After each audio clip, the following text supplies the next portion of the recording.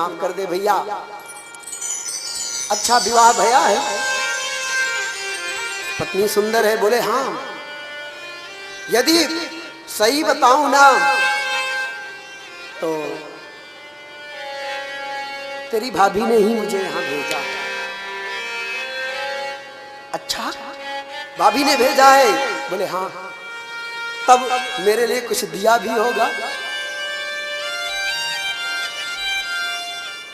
बोले भैया दिया तो कुछ नहीं। अच्छा, कुछ नहीं दिया? बोले हाँ, कोई बात नहीं। फिर बचपन की याद करी। बोले भैया याद कर ले, हम लोग गुरुकुल में एक बार गए थे, हमें माता जी बड़ा प्रेम करती थी। बोले हाँ, लकड़ी लेने एक बार गए थे। हाँ सही बात है, गए थे, बड़ी बारिश भई थी उस दिन। बोले हाँ, उस दिन तेरे दांत भी बहुत बोल रहे थे।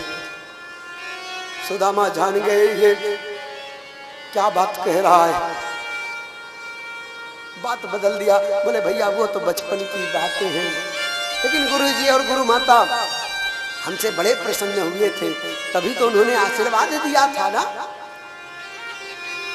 हम लोग बड़ी गुरुजी की सेवा करी, तत्फल स्वरूप गुरुजी ने आशीर्वाद दिया था कि तुष्टो हम भोद्विज श्रेष्ठा सत्या संतु मनोरथा, आपके सारे मनोरथ सिद्ध हों।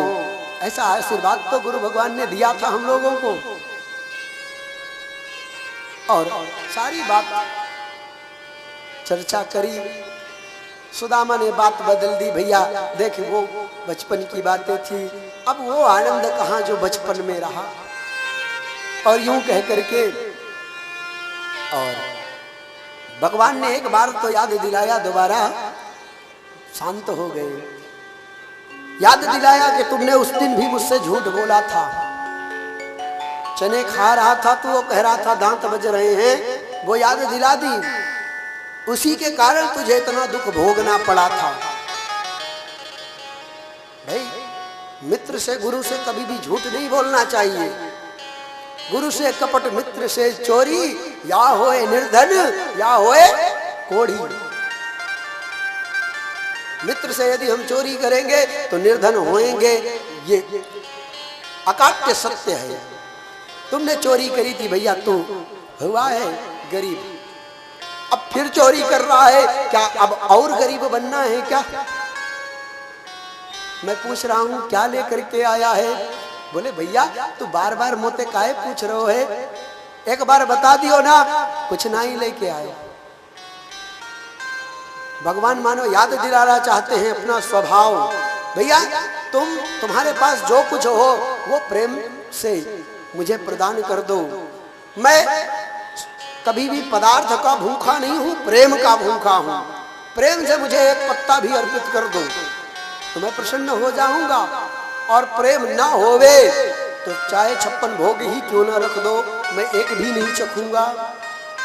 भगवान कहते हैं पत्रम पुष्पम फलम तोयम यो में भक्ता प्रयक्षति।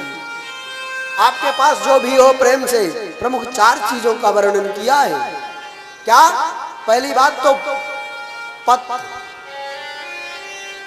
पत्ता लेकर के तोड़ के चढ़ा दो महाराज, बेलपत्र, भगवान प्रसन्न।